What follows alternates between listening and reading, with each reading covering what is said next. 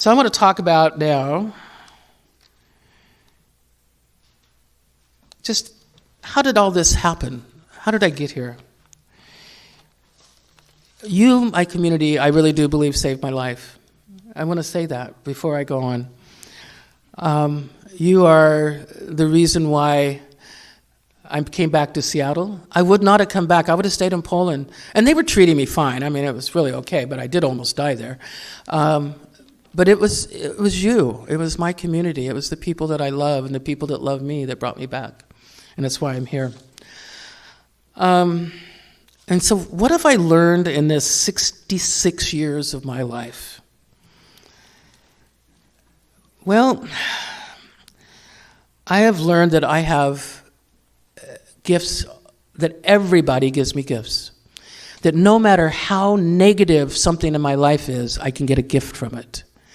I had somebody about, I don't know, 5, 6, no, it was when I was in Poland. I was talking to some people, and somebody, and I'd mentioned I'd been married 4 times, and they looked at me and they said, "You've been married 4 times? Do you feel like a failure?" And I went, "No, I got gifts from my husbands. My first husband got me to Seattle. How cool is that? I mean, I got more gifts from him than that, but he was also good in bed. My second husband gave me my goddaughter, Ty, who I'm going to see on Sunday at my book signing. I'm so excited. My third husband gave me my stepson, and if I didn't have my stepson, I wouldn't have my grandchild. I have a grandchild.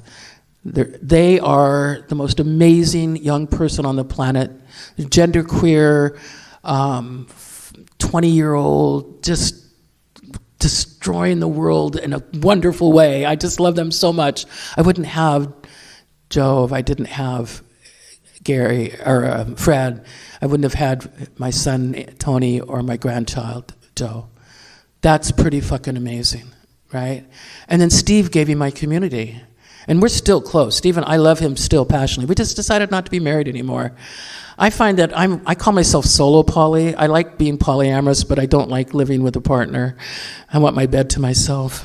Anyhow, I have more to say, but I really do like my bed to myself. I learned that we can refuse the shit we think our lives gave us. One of the things that happens to us as we're going through life is life gives us shit. In fact, I was talking to somebody just yesterday about this. There's a kind of an attitude about, well, some parents have this attitude, and I apologize if you're one of them, but it irritates me. And that's that I don't want my child ever to fail. I want them to always win. There always has to be every child has to win. Every child has to get an award. Every child has to have that. If you don't fail, you don't learn what winning is, and you don't learn how to survive. We need failure to give us, to tell us what is good in life, to show us the way we need to be. Now, I've had some big failures and epic failures, but I've survived them all. And everybody can do this. It's not as hard as we think it is, but it's really easy to fall into that paradigm of, I can't make it out of here. So we have, when the life gives us shit, you know that old thing about lemonades? Make a whole ton of lemonade and throw some vodka in it while we're at it. But mistakes are learning opportunities. When I make a mistake, that's how I learn. I was not the perfect executive director at the Center for Sex Positive Culture. I fucked up a lot. But I learned from my fuck-ups. One of the things that I really firmly believe in is that there's nothing wrong with making a mistake. My husband Steve and I created this thing called the 20 principles to try to live and relate by. And in fact, I'm writing a book on relationships, and that's going to be in the book. But one of the things we talked about is forgiveness, and that's one of our principles is forgiveness. And when everybody breaks agreements, we all do. Those are mistakes. We make mistakes. We break an agreement. Learning to forgive is important. Now, if they break the same agreement over and over and over again, you don't want to question the agreement or question them, but that's different. But the reality is if somebody breaks an agreement or makes a mistake, it's time to think about what can we learn from that. And one of the things is I'm very forgiving of the people that make mistakes in my life, because I've made mistakes in my life and I've been forgiven many times. I've learned that the possibility to break through anything that is blocking my life. I can break through anything. I've survived cancer twice. I ain't going away. Now, mesothelioma has a 6-month to 1 year average rate. I should be dead by now because I've had it for a year. Over a year, probably. I ain't going away. I'm going away for a long fucking time. My doctor gave me permission to fly. I'm going to go on a cruise. I'm going to drive across the United States. Well, maybe we'll see if I can afford it all. But my doctor gave me a permission to fly. I don't have to be grounded here anymore. I'm not going back to Poland to live, but I may go visit again.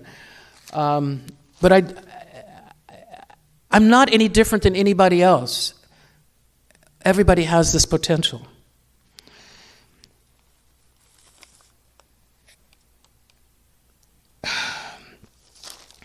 Excuse me.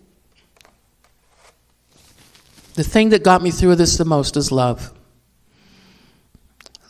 Love and laughter. If it wasn't for your love, I wouldn't be here tonight. I wouldn't be able to talk to you about this. So my request to all of you is to, if you haven't already got a personal mission statement, make one. Remember, mine is bringing joy and making a difference in the world. And I came up with that quite a few years ago, and I've tried to live with that as much as possible. So create your mission statement. Think about what it is that you can do and how you can move forward in this world in a way that will transform everybody. Transformation is what it's about. And remember I mentioned I took Est in Landmark. Now some of you go, oh, that's a cult. Well, I don't look like somebody that would drink the blue Kool-Aid. So it was beneficial for me. You don't have to go take Landmark to figure out what I figured out. But I figured out some things because of that. And one of them is making a difference in the world. That was a big one for me. And the other one is not buying the stories that we create. Being in the present, being in the now.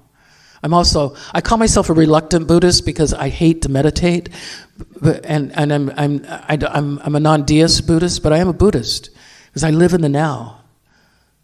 I walk in the present, and that's what we have to do. Keep our past in the past where it belongs. Stay present, stay focused.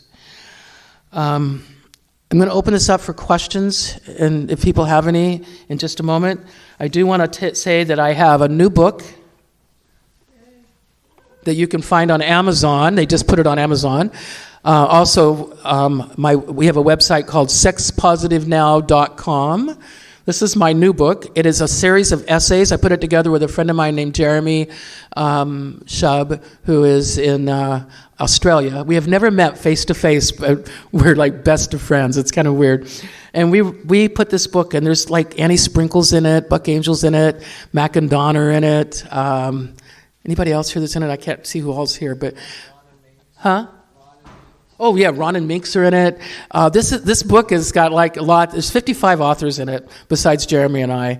The illustrator is this wonderful young genderqueer person named Jing Jing who lives in Redmond of all places, and who's now going to college in California. They did the illustrations. It's a cool book. I'm very proud of it. I'm working on another book about conscious monogamy and conscious polyamory, and how to navigate your relationships. I have eroticcoaching.com is my coaching website. I do coaching. And I'm going to start, thanks to Sophia, I'm going to start teaching workshops on the 23rd of January. I'm going to teach the good, the bad, and the poly, my basic polyamory workshop. Thank you guys very, very much for being here tonight.